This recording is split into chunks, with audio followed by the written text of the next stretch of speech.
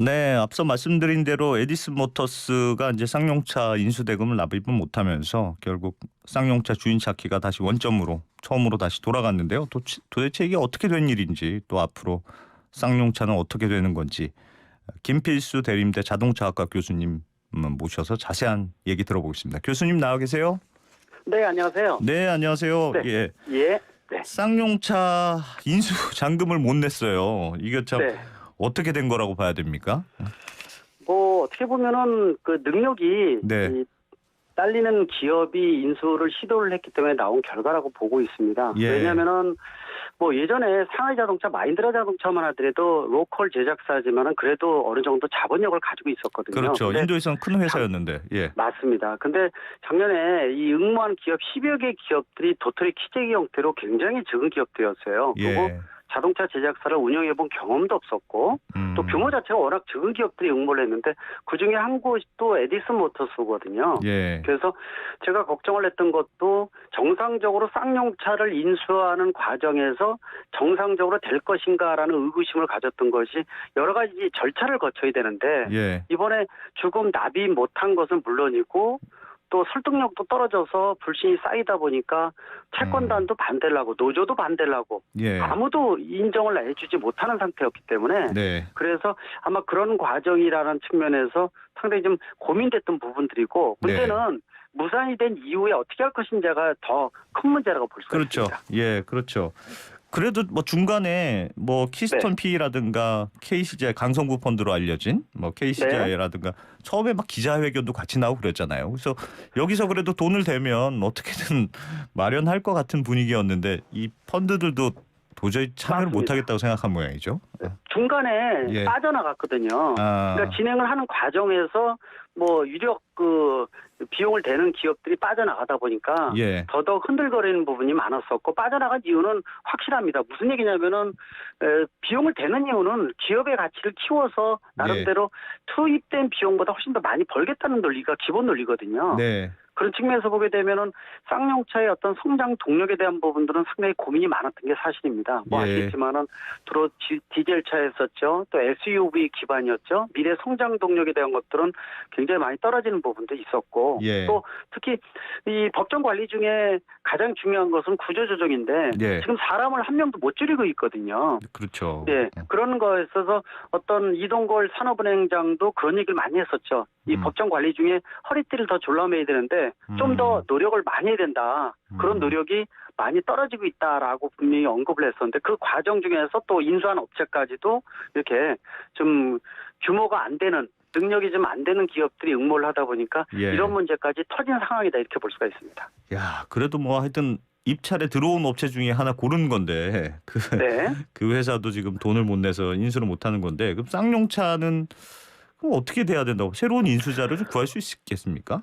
지금 고민이 많습니다. 일단 뭐 청산 쪽으로 더 가까이 접근해 가고 있다라고 한 말씀 드릴 수가 있고요. 예. 또 한 가지는 윤석열 정부가 새로 출범을 하면서 가장 큰 해결 과제를 안게 됐다라고 말씀드릴 수가 있어요. 예. 물론 윤석열 정부에서 어떤 그림을 그릴지 민간 차원의 시장 경제 활성화라는 그림으로 그리고 있는데 네. 어떤 그림을 극과 극으로 갈 수도 있어요. 왜냐하면 냉정하게 따져서 안 되면은 청산시켜야 되라고 할 수도 있고 예. 또 한 가지는 확실히 끌고 가서 부품업이라든지 휴유증이 굉장히 크니까 누가 인공호흡기를 끌느냐 빼느냐라고 봤을 때는 이거 쉬운 얘기 아니거든요. 그렇죠. 그래서 지금 할 수 있는 방법 다 동원을 해야 되는데 네. 예전에 그런 얘기도 있었어요. 뭐 예를 들어서 1, 2년 전에 국유화를 시켜야 된다는 얘기도 있었고 또 심지어는 뭐 현대차가 인수하면 돼. 또는 위탁 생산을 하면 돼. 이런 얘기는 사실 말이 안 되는 거고요. 예. 지금 현재 할 수 있는 방법은 딱 한 가지일 것 같아요. 뭐냐면은 법정 관리 중인데 한 6개월 정도 연장을 가능하거든요. 네. 그러면 가을까지 갈 수가 있는데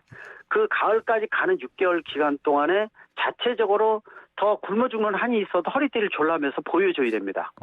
우리가 자생적으로 살 수 있는 거를 네. 최대한 보여줘야 돼요. 더 많이.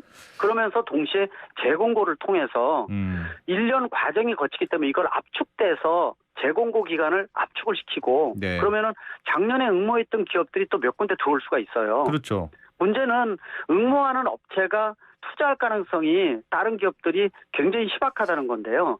왜냐하면 전 세계 글로벌 시장에서 전기차 전환이 되면서 잉여 시설이나 잉여 인력이 너무 많이 나와 있기 때문에 예. 미래 성장 동력이 좀 떨어지는 쌍용차한테 투자한다라는 거는 쉽지 않은 부분입니다. 그러나 그래도 재공고를 통해서 예. 업체에서 구세주가 좀 나와야 돼요. 아, 그러니까 구세주가 나오길 바라면서 자체적으로 허리띠를 더 졸라매서 6개월 동안에 이 최후의 승부를 걸어야 됩니다. 지금. 지난번에 그래서 그 이후에 만약에 안 된다면은 예. 뭐 여러 가지 이 청산이나 이런 얘기가 나오겠지만 일단 6개월 정도는 벌어서 최대한 할 수 있는 방법 찾아야 된다고 보고 있습니다. 그 자동차는 워낙에 이제 관련된 부품업체도 많고 고용 시장에 네. 미치는 영향이 크니까 이 파산은 참 쉬운 선택지는 아닐 것 같은데 지난번 그 입찰 때도 그렇고 그 전에도 왜 하라고 하던가요? 하 오토모티브 그 네. 미국의 이제 일종의 자동차 판매 대리점 하는 회사인데 맞습니다. 네. 그 회사가 좀 인수할 가능성이 있었다. 사실 그 에디슨 EV가 나오기 전에 그런 얘기가 있었는데 그 회사는 좀 왜 좀 쏙 들어갔나요? 안타까워요. 예. 말씀하신 미국의 유통업이었는데 예. 이 쌍용차를 가져다가 조립을 해서 미국에다가 어떤 모델을 팔 것인지 이런 그림까지 나올 정도로 굉장히 구체적이었습니다. 예. 그리고 지금 작년에 그 공모를 하기 전에 그 1년 전부터 쌍용차를 인수를 한다고 해서 1년 동안 쌍용차를 분석을 한 기업이니까 누구보다도 쌍용차를 잘 알고 있는 게 하라는 기업이에요. 예, 그렇겠죠. 그리고 중동 쪽이나 이런 쪽에 투자자들도 한 세 군데가 있었고요. 예. 그래서 제가 좀 아쉬운 게 뭐냐면은 도리어 이 쌍용차를 많이 분석을 하고 쌍용차를 어떻게 활용할 것인지에 대한 구체적인 그림이 나오는 이런 기업이 인수를 했으면은 도리어 지금보다 낫지 않느냐 생각을 가지거든요. 네. 근데 결국은 최종적으로 떨어져 버렸어요. 그래서 이번에 재공고를 할 수밖에 없는 상황이니까 예. 혹시 모릅니다. 그래서 지금 구세주가 나오길 바라고 자체 허리띠 졸라매고 네. 정부도 좀 더 첫 과제가 큰 문제가 온 만큼 좀 더 적극적인 의지를 가지고 정부가 어떤 역할을 할 것인지 그렇다고 산업은행이라는 데서 그냥 공적 자금 사기업에다 투입할 수 있는 건 아니거든요. 그렇죠. 예. 그래서 일단 최선의 방법은 가을까지 갈 수 있는 기간을 찾아서 최선을 다한다. 이 방법이 유일한 방법이라고 볼 수가 있습니다. 자체 허리띠를 졸라맨다고 하셨는데 그건 어떤 방법이 있을까요? 구조조정 같은 거를 해야 되나요? 이거 쉽지는 않습니다. 실제로 지금 구조조정이 거의 불가능합니다. 왜냐하면은 예. 이 쌍용차는 예전에 해고 노동자를 복직에 관련돼서 이번 정부가 개입을 해서 직접 발을 담갔거든요. 예.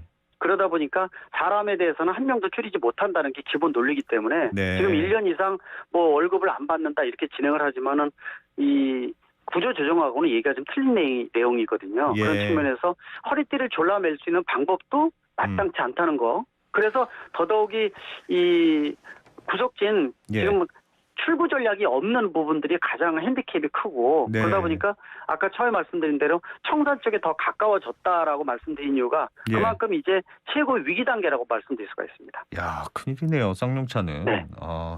지금 새 정부가 아주 머리가 아플 것 같습니다. 네. 다른 얘기도 맞습니다. 조금 한번 해볼까요? 기아차가 최근에 그 국내 완성차 공장을 25년 만에 신설한다 이런 뉴스가 있었어요. 근데 이제 그 공장을 만드는 게 목적 기반 차량 PBV라는 걸 만든다. 이게 뭡니까? 네.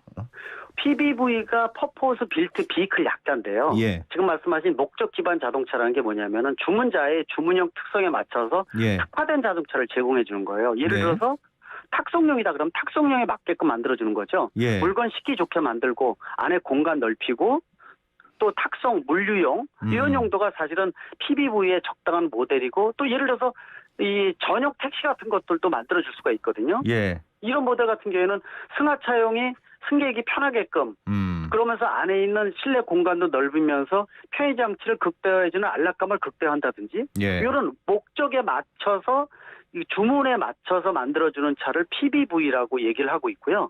이 차를 국내에다가 25년 만에 경기도 화성에다 짓겠다는 겁니다. 네, 그래서 지금 2024년에 완성을 해서 2025년부터 PBV 차량을 생산하겠다 이렇게 얘기를 하고 있는데 예. 그 국내에는 사실 기업하기 여러 가지 여건상 고비용 구조로 돼 있고 또 노사 관계도 있고 굉장히 어렵거든요. 예. 그런데도 이렇게 국내에다 결정한 이유는 국내가 PBV라는 전용 공장이 처음으로 짓는 거고 예. 또 국내 R&D 시설부터 이러한 연계성이 굉장히 많이 필요합니다. 국내에 예. 다 있기 때문에 예. 그래서 국내에서 이 부분들 성공적으로 안착을 하겠다라는 의지의 표현이라고 보고 있어서 상당히 기대가 되는 게 또 PBV 영역이라고 볼 수가 있습니다.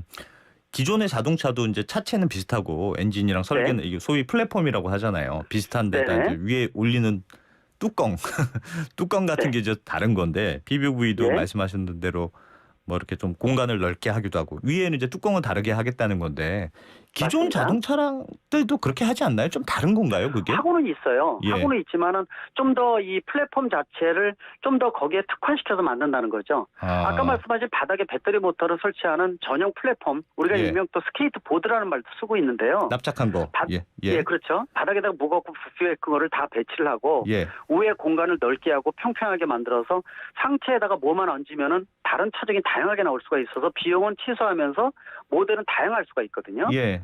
그래서 이 부분들을 좀 더 특화시켜서 만들 때 네. 절차도 줄이고 좀 더 목적에 맞게끔 특화시키는 요소가 네. 가능하기 때문에 예. 이런 모델들은 앞으로 시장도 기대가 많이 되고 2030년 정도에 전 세계 PBV 시장이 한 2천만 대 될 것으로 보고 있는데요. 네. 전 세계 시장이 약 8천만 대로 보면은 약 25%가 PBV로 변한다. 아. 여기가 바로 이제 옛날에 말씀드린 애플카도 바로 PBV라고 말씀드릴 수가 있고요. 또 그럼- 뭐 예. 예, 소니카 이런 것들이 다 PBV입니다. 아, 그 플랫폼은 최대한 단순하게 만드는 게 포인트 모양이네요. 그 위에 맞습니다. 여러 그리고 가지 만드는 변형이 절차를 가능하게. 예. 비용을 또 최소화시키면서 이 또 필요에 따라서 다품 정도 생산할 수 있는 이런 것들도 생각할 수가 있습니다. 그게 다 전기차 플랫폼으로 되는 거예요? 그러면? 맞습니다. PBV는? 전기차 전용 플랫폼이라는 얘기를 기반으로 하는 거지 네. 내연기관차는 분명히 한계점이 있어요. 아. 3만 개의 부품이고 예. 과정도 좀 복잡하고요. 예. 이렇게 PBV 형태로 진행한다는 것은 일단은 전기차라는 전용으로 한다라는 기반이 있고요. 여기다가 자율주행이라는 개념까지 놓으면은 예. 자율주행 전기차를 PBV 형태로 간다. 이게 하나의 아하. 덩어리로 간다고 보시면 됩니다. 그러면 예를 들면 PBV로 어떤 차를 만들면 자율주행으로 어디까지 배달해줘. 뭐 이런 식으로 되는 거네요. 가능한 거죠. 아. 그래서 예를 들어서 탁송 같은 경우에는 이미 입증된 모델 중에서 완성도로 레벨 3뿐이 안 되지만은 예. 자동차 전용도로 자율주행 전용도로나 전용 라인을 설치를 해서 예. 자율주행차만 가면 사고의 가능성이 굉장히 적거든요. 예. 이런 경우에는 목적지에서 보내면은 출발지 목적지까지 빠르게 쉬지도 않고 안전하게 배달이 가능하기 때문에 네. 아마 그런 탁송이나 물류 쪽의 혁신이 가장 먼저 우선적으로 일어나는 게 PBV고 또 자율주행 개념이라고 볼 수가 있습니다. 아, 자율주행 기술을 누가 가졌냐가 되게 중요하겠네요. 그러면 이거는. 그렇습니다. 예. 자동차 제작사 미래 모빌리티라고 얘기를 하는데 네. 미래의 주도권은 과거는 130년 동안에 자동차 제작사가 슈퍼갑이었었거든요. 예. 근데 미래의 불확실성이 커진 겁니다. 그러니까 누가 주도권을 질 것인가에 대한 거 제작사냐 예. 또는 뭐 차량용 반도체 요소 부족한데 이게 주도권을 숟가락을 얹을 수도 있을 거고요. 예. 그러나 가장 큰 피라미드의 꼭지점은 소프트웨어, 알고리즘, 인공지능을 가진 회사가 될 가능성이 높습니다. 왜냐하면 결국 자율주행차도 이 차에 대한 알고리즘을 넣어야 되거든요. 예. 그 알고리즘을 누가 만들어주느냐가 가장 중요해서 아마 중요한 키를 질 것으로 보고 있습니다. 아, 이거 테슬라가 잘하는 건데 우리나라도 괜찮습니까? 예? 현대기아차도. 우리나라도 예. 지금 이 전기차는 수소차 세계 최고 수준으로 만들고 있는데 네. 아쉬운 부분이 약 2년 정도 뒤떨어져 있는 것이 소프트웨어, 인공지능을 포함한 알고리즘 쪽이 좀 떨어지고 있어요. 그래서 그러니까 이 부분을 매진을 해줘야 됩니다. 이게 저도 들은 바로는 자율주행 기술이 데이터를 많이 넣어야 그래서 네. 이제 이게 기술이 빨라지는 건데 소프트웨어 기술이 업그레이드가 되는 건데 테슬라가 워낙 깔아놓은 게 많으니까 거긴 데이터가 더 빨리 가고 그래서 네. 소위 앞서가는 사람한테 계속 더 기술이 모이는 그러니까 빈익빈 부익부처럼 그렇게 되는 거 아니냐고 맞습니다. 말씀하시는 분도 있던데. 그래서 예. 지금 걱정이 됩니다. 예전같이 패스트 팔로 빠른 추격자가 없어지고 있어요. 예. 그러니까 예전에는 선두그룹이 가면은 떡검을 떨어뜨린 거 받아 먹어도 충분했어라는 게 이 예. 전략이었고 우리나라도 그렇게 했었거든요. 예. 근데 앞으로는 미래 모빌리티는 퍼스트 무버, 선두 주자가 되지 않으면 없습니다. 그러니까 더 치열해지는 이유가 바로 거기에 있고요. 그래서 예. 말씀드린 소프트웨어, 알고리즘 이런 쪽도 빅데이터 아까 말씀하신 예. 이런 것들이 이제 누가 잘 운영을 하느냐, 잘 모으느냐 이게 가장 중요한 키이기 때문에 좀 더 우리가 산학 연관의 집중도를 높여야 되는 이유라고 볼 수가 있습니다. 아, 알겠습니다. 현대차 얘기 뭐 끝으로 조금 여쭤볼게요. 최근에 네. 현대차 뭐 기아차 얘기도 했으니까 현대차 얘기 하나 여쭤보면 다 차종 생산 시스템을 도입했다 이런 기사가 있던데 한 라인에 네. 여러 차종을 같이 만들면 이게 좋은 겁니까? 이거는 예전에 이미 수십 년 전부터 나왔던 얘기예요. 예. 뭐 토요타나 이런 데서도 예를 들어서 내연기관 만들면서 하이브리드도 요구 사항에 맞춰서 중간중간에 이제 섞여 있는 거죠. 예. 이게 이제 한 라인에서 다품종을 생산하는 방법이었는데 네. 지금 이번에 현대차에서 발표한 부분들은 좀 색깔이 좀 틀립니다. 이거는 예. 소량 생산하는데 전기차를 기반으로 하는 거예요. 아까 그 스케이트보드 같이 전용 플랫폼 말씀드렸잖아요. 예. 바닥에 전용 플랫폼을 깔고 위에 소비자에 맞춰서 나는 실내 옵션 이런 거가 좋고 안에 재질은 뭘로 집어넣고 이런 옵션들이 다 틀릴 거 아닙니까? 예.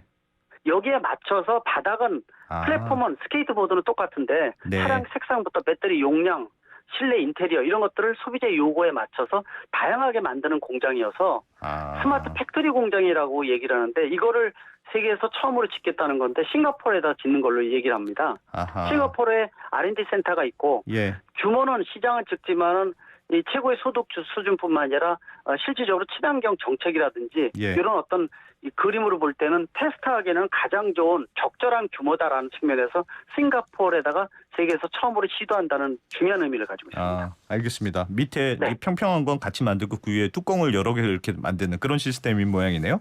맞습니다. 네. 고맙습니다. 예, 지금까지 네, 말씀 고맙습니다. 지금까지 김필수 대림대 자동차학과 교수였습니다.